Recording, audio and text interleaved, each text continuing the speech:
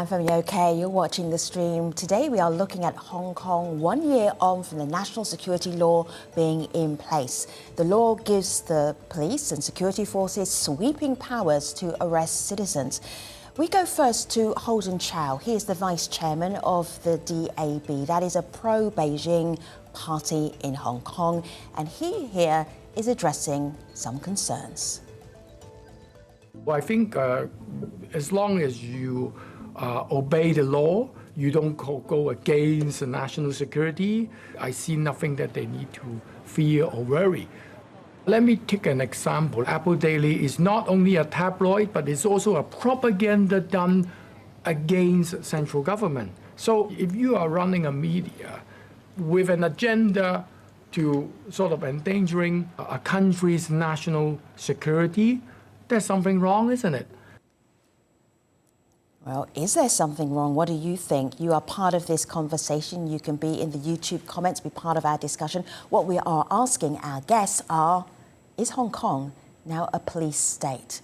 Let's meet our panel. We have Katrina, we have Finn, we have Ina. So good to have all of you on board on the stream. Katrina, remind our Al Jazeera audience who you are and what you do. Hi Femi, hi everybody. I'm the China correspondent for Al Jazeera, reporting out of Beijing, but traveling nationwide here in China.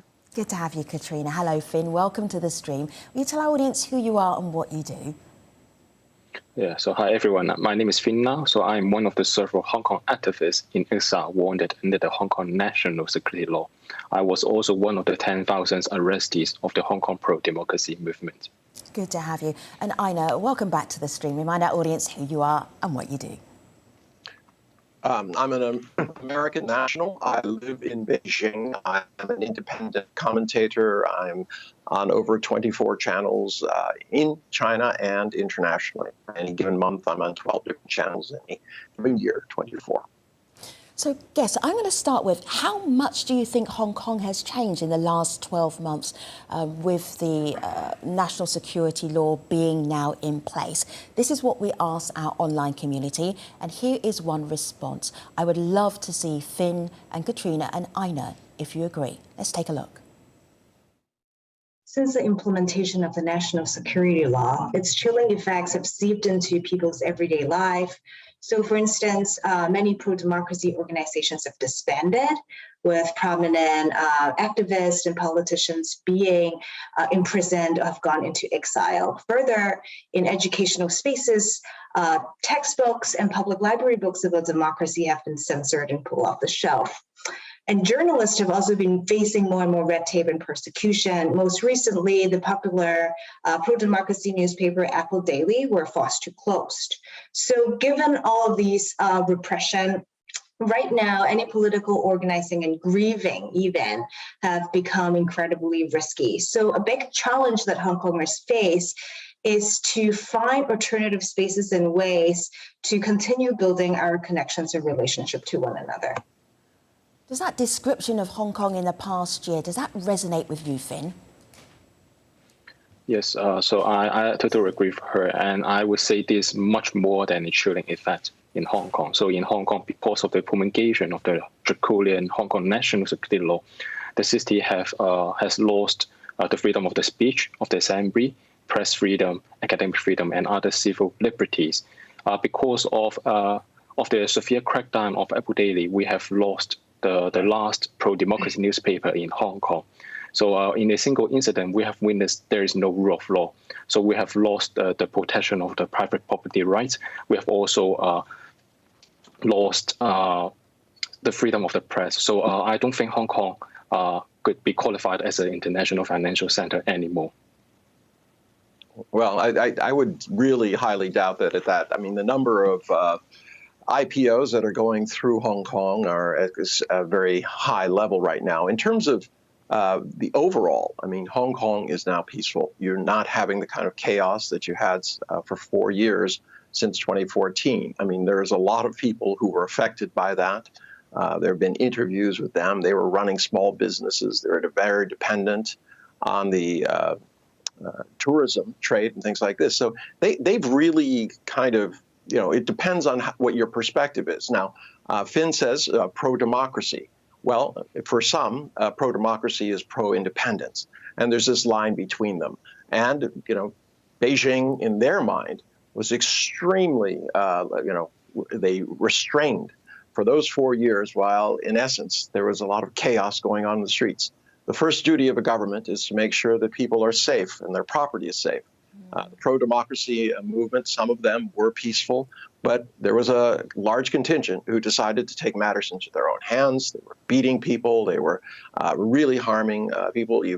Everyone saw what happened. Well, the number of the IPO. Well, I respect what Aino's saying about the business community, and I do agree that it's about perspective, but I think also that there's more to democracy, that democracy is also about democratic values. And from a reporting perspective, I've been living in China for about 8 years now, and especially at the beginning of that time, I was traveling between Beijing and Hong Kong, and I always noticed that there was a very stark contrast. Hong Kong was a place of vibrant discussion where people were allowed to dissent, where protest was a part of the culture, that journalists went there to cover protests, and the government, the police force helped to facilitate that. And dissent was normal. You didn't have to be brave to be able to be critical of the government. Here in Beijing, it's different. I mean, in mainland China, it's stark. There are no protests allowed. Dissent is only for the very brave or for people who are seen as not having much to lose.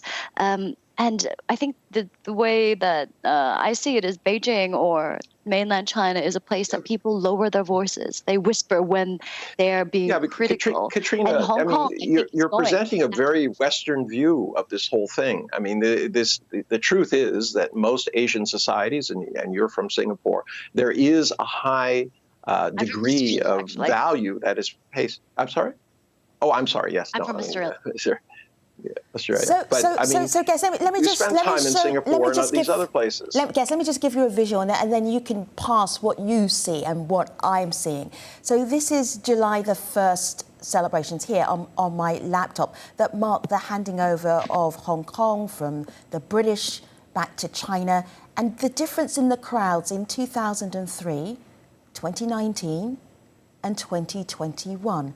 Finn, what's your explanation for this? So this is the direct result of the national security law. So for the last 20 years, we have the tradition of having the 1st of July march in Victoria Park and on Hong Kong Island. But because of the national security law, we don't have such a freedom in Hong Kong. We don't even have the right to have peaceful candlelight vigils in Hong Kong for the Tiananmen massacre. So I don't think the national security law is a tool that could promote the international status of the city. Instead of it is just destroying the city. So the number of the amount of IPO doesn't represent that, or doesn't mean that Hong Kong is qualified for being an international financial center. It's two different things. I'm just going to share this with you. Finn, wait a second. But Finn said originally that it somehow you've lost property rights and that there's this inference that Hong Kong was disappearing. I mean, I understand his perspective, but I would put a question to you, Finn. I said, where did you get all of these ideas? I mean, while the British were in Hong Kong after seizing it by force so they could sell drugs to China, where was the democracy then? I mean, it seems to be, to many in Beijing, that it was a kind of deliberate attempt, a poison pill by the departing British. Did you want Finn to actually answer that question that you posed to him? Go ahead, Finn. Yeah.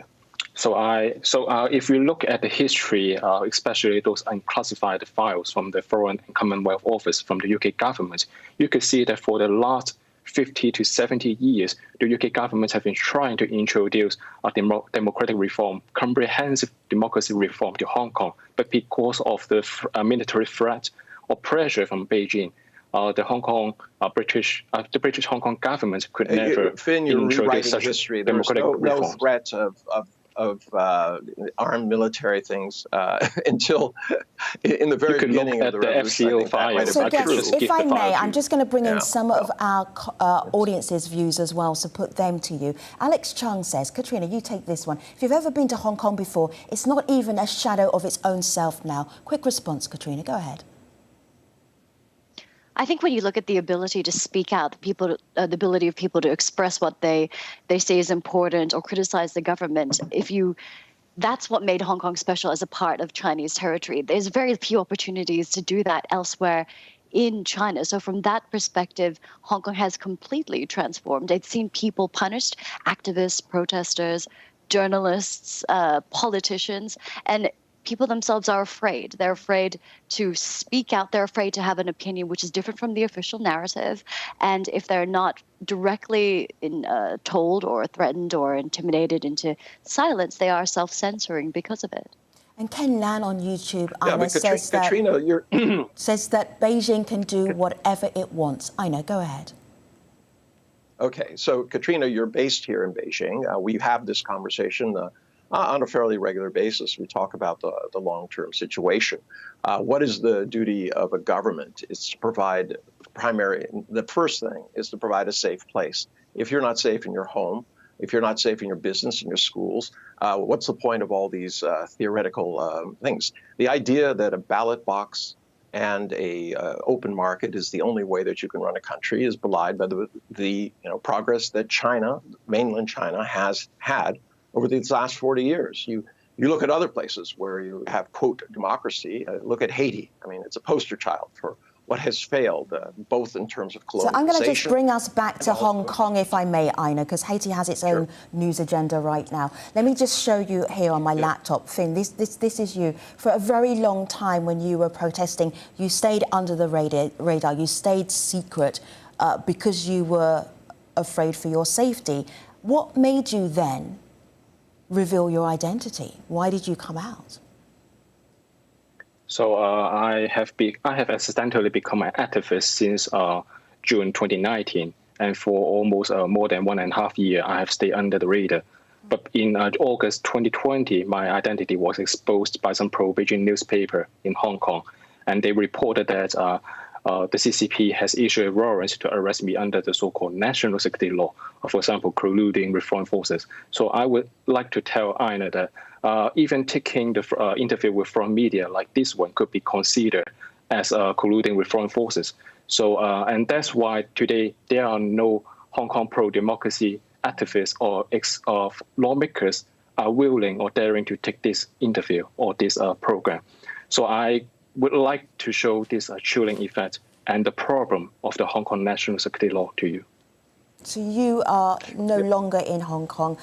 Ina, let me play this to you. This is an activist and a policy advisor who is talking about the pro-democracy activists now having to go underground. Have a listen, have a look, Ina. The election system is so rigged that we are almost certain most of the seats, a super majority of the seat, will be filled by pro-China politicians. So there is no meaningful way within the system to fight for freedom and democracy. The situation in Hong Kong is very dire. But as always, I have faith in the people of Hong Kong. When the path within the system do not work, I think what they will do and what I encourage them to do is to pursue a path outside the system. Well, I mean, it's very fine for him to sit outside and recommend that other people go to jail for subversive activities and things like this. But everything is being framed here in the sense that there's freedom and democracy being fought for. Hong Kong is part of China. There's nowhere that is disputed. So these people who are pushing this idea that the fight for, quote, freedom of expression is somehow conflated with this idea that, oh, yes, and that means that it's a fight for independence. I think that's a really interesting point that Ina's raising, because what you're seeing is a slow and steady kind of change of the way the system is working in Hong Kong. And I think Ina's points are valid in that we are seeing in Hong Kong what some have described as this mainlandization, basically, that Hong Kong is very slowly going in that direction. The system is coming closer to what we see happening across mainland China, and that is sadly for the people in Hong Kong who value the democratic values that Hong Kong once represented within Chinese territory, this opportunity to speak out, to criticize the government, that is not something that there's much space for in the Chinese system because of the way it works. We have a one-party system here that there is no opportunity to overthrow that party. So there is a one specific narrative that Beijing needs to maintain in China. There's very little room for little else for the sake of stability, the way Beijing sees it. And that is also being reflected in the way that the central government is pulling Hong Kong now and making an overhaul to the way the political system works there. Yeah, I mean, it's a very good way of doing that. Yes, go ahead. Yeah, thank you. Yeah, so I've also need to remind Aina that there is the Sino-British Joint Declaration under which the press freedom, democracy, and other values should be preserved under such an international treaty. And there should be no change for 50 years. However, if we have witnessed that after the 1997 handover, all kinds of civil liberties and freedom are gone. Well, that's not true. After the 97 handover, those were kept intact until you had 4 years of chaos. I mean, you have to look at it from Beijing's point of view as well.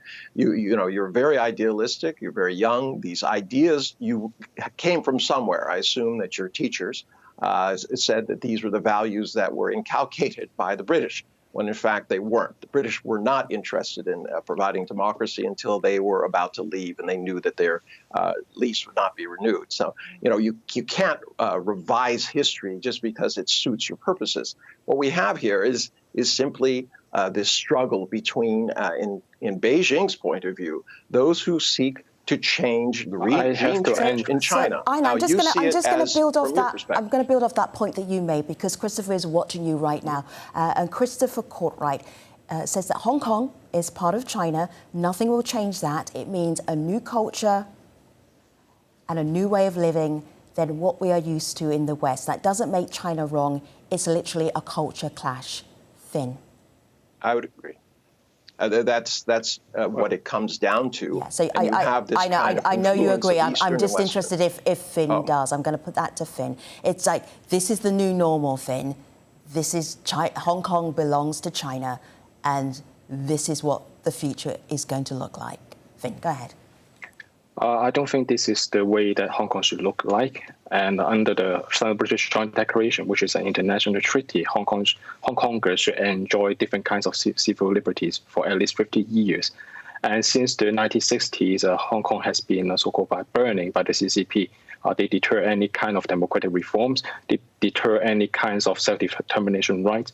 And even before the 1997 handover, Hong Kongers have no say in the handover issue. So actually, that's why in 2014, there was the large-scale umbrella movement, which tried to fight for the universal suffrage, which was guaranteed under the Basic Law, which was drafted by the CCP themselves. Look, Finn, you can repeat these things, but that doesn't make them true, okay? There was no guarantee of universal suffrage. It's not independent. If you're mad at the handover, talk to the British. They were the ones who negotiated on your behalf. So I know that's not realistic, and that's not a serious suggestion. Katrina, if I may, I'm going to use. That not serious? Wait a second. I want to challenge you on that. How is that not serious? I'm going to challenge you right back because we only have 5 minutes in this show, so it's not a serious. It's not a serious point to make. Let's ask the British, because we're past that now. We're way past that. Katrina, let me just bring you in. You're always past it when it comes to criticism. I know. Do not make me have to arm wrestle you live on TV. Katrina, come in here. I think context is important. We're about to be more interactive than even the stream is capable of. All right, let me show you this, Katrina. This is the past year of arrests that we can look at from the national security law. About 120 people have been arrested. Some people will not be out on bail. This is a very serious law. When you look at these numbers, that graphic, what does that tell you about the future of Hong Kong, and particularly for activists that are caught up in court cases right now? I do think there is, to Aina's point and also to Finn's point, there was a clash of direction here. So the democracy activists we saw in the years leading up to this were hoping to go in the direction of more, I guess, what Aina would call Western democracy, more universal suffrage. But in China's eyes, Beijing's eyes, they always saw the direction of Hong Kong eventually becoming more like any other mainland province, certainly in 50 years. And the way I sort of look at it is kind of Beijing as this kind of frustrated parent looked at Hong Kong, which had all these, I suppose, much more democratic opportunities or rights than definitely any other else in Chinese territory, and said, well, we gave you the opportunity to vote. It wasn't perfect, but we gave this opportunity, and then you kind of made a mess of it with this, what they would describe as riots and all this violence, and therefore you prove that we couldn't trust you, and so we're going to take away these rights much faster than they were already going to do. I think China had the intention of turning Hong Kong into something that was really more unified with the rest of Chinese territory. Beijing has done this slowly with other parts of China. We've seen it happen in Xinjiang, in Tibet, where they have this unification kind of nationalistic agenda. And this was going to happen in Hong Kong. But what we saw as a result of the protest movement evolving the way it did, was that China basically accelerated at this incredibly rapid pace these changes. We had this national security law, which removed basically the voice of this democracy movement and really dismantled it, essentially. Let me just bring in one more voice. Well, this is Joey, if I may, Aina, bringing this voice. This is Joey. Talking about now, what do you do? If you were part of the pro-democracy movement, now what do young people do? Have a listen, have a look. Since the implementation of the national security legislation in July 2020, Hong Kong turned from an international financial center, a city where people enjoy a certain level of freedom and democracy, into an open-air prison under the complete control of the Chinese Communist Party.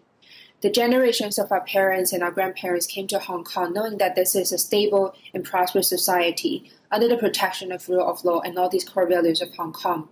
But now for our generation, we either had to leave Hong Kong to escape political persecution or had to stay in Hong Kong and live under fear every single day. Finn, what happens to your movement now? So to be honest, Hong Kongers, all the pro-democracy Hong Kongers, we are struggling to survive in Hong Kong and overseas because of the severe crackdown by Beijing. And we have got one Xinjiang in China already.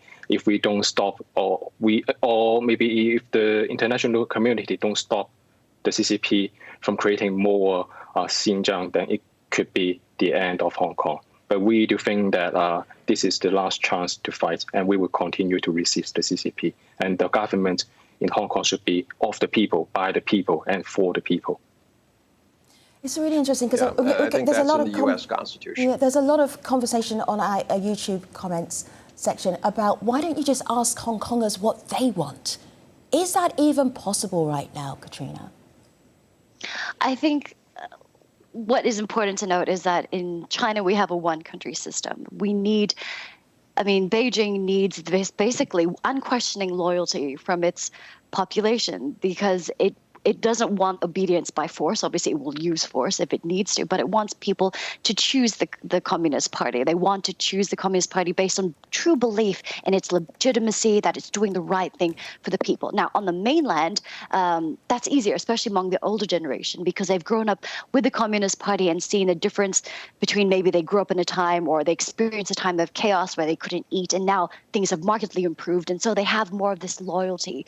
But in the younger generations, and certainly in Hong Kong, who didn't have this opportunity, they didn't grow up with that. Instead, they grew up in a more of a globalized world, or a world where they could look across and see the West, where people had both their civil rights as well as development, and they are having to engender this loyalty. And to do that, you need to control the narrative. Right. You need to control the message, not just in the newspapers and on the streets. You need to control it in education, and definitely, I only see that direction of China continuing to do that in Hong Kong, controlling that message. Thank you, Aina. Thank you for the arm wrestling as well, Aina. I appreciate the dynamic debate that we all just had, and YouTubers as well. I'm going to leave you with potentially what might be the new look for young people in China and the kind of education that they may well have. Thanks for watching. See you next time.